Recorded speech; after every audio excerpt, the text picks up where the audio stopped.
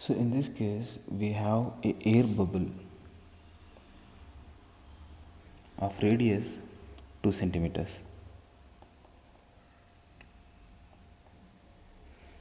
Now in this case, let's call this as the center of this, and then the shifted position is 1 centimeter along the diametric line.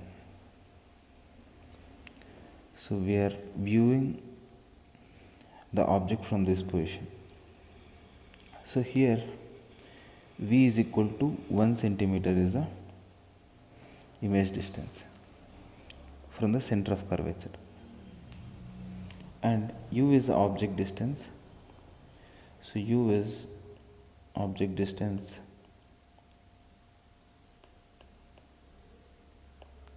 and we know that N2 by V minus N1 by U is equal to N2 minus N1 by R.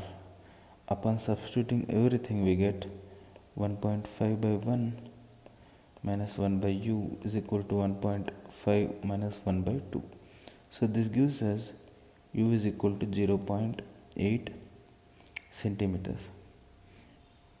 Now the distance of the bubble from center O is 0.8 centimeters. So the real depth becomes, let me call this as, or let me write this as real depth.